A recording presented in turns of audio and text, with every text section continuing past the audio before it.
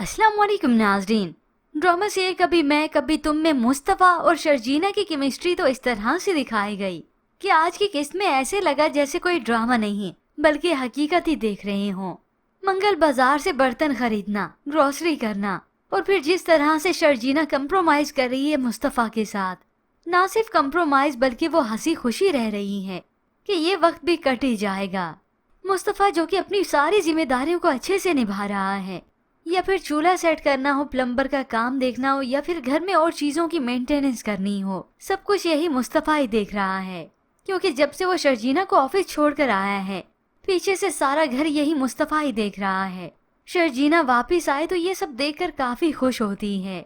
किसने सोचा होगा इतना लापरवाह सा लड़का एक दिन इतनी जिम्मेदारियां संभाल लेगा। इसी दौरान वो अपने हाथों से शर्जीना के लिए चाय भी बनाता है तो मुस्तफ़ा भी उसे कह देता है।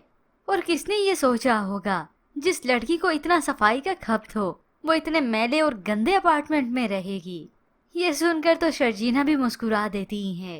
अब जब शर्जीना और मुस्तफ़ा की जिंदगी में सब कुछ नहीं तो कुछ कुछ अच्छा चल रहा है, तो ऐसे में इनकी खुशियां बिखर सी जाएंगी। जब उधर शर्जीना के वालिदैन को ये सब कुछ इल्म होता है, शर्जीना खुद माँ से मिलने जाती है ताकि परेशान ना हो। वो बैठकर तसल्ली से सारी हकीकत बताती है कि उनके साथ हुआ क्या।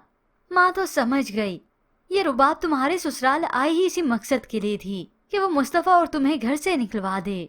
वहाँ पर रुबाब जो कि बाहर चली गई है, और इधर इसका शोहर यानी मुस्तफ़ा का भाई अदील जो कि अपनी बीवी का बिजनेस संभालने के साथ साथ उसके पैसे का भी सफाया कर रहा है और खुश भी है, क्योंकि वो इस सफाई के साथ साथ रुबाब से बेवफाई जो कर रहा है उसके दोस्त के साथ चक्कर चलाकर।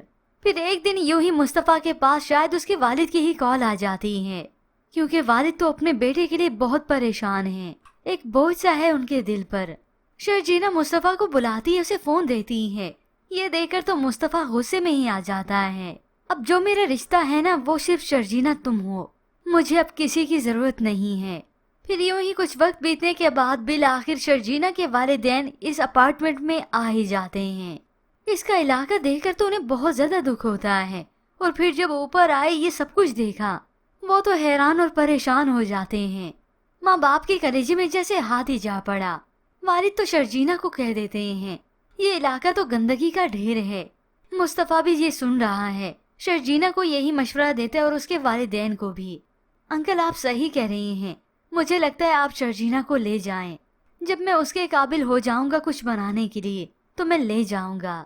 हकीकत में मुस्तफ़ा ने ये सब कुछ दुख के मारे ही कहा है, क्योंकि जिस तरह से शर्जीना के वालिदैन आकर प्रिटेंड कर रहे हैं और दुख का इजहार भी कर रहे हैं कि ये मुस्तफ़ा तो किसी लायक नहीं निकला, मेरी बेटी को इतनी आजमाइशों में डाल दिया इसने, तभी वो जबरदस्ती ही सही अपनी बेटी को ले जाएंगे।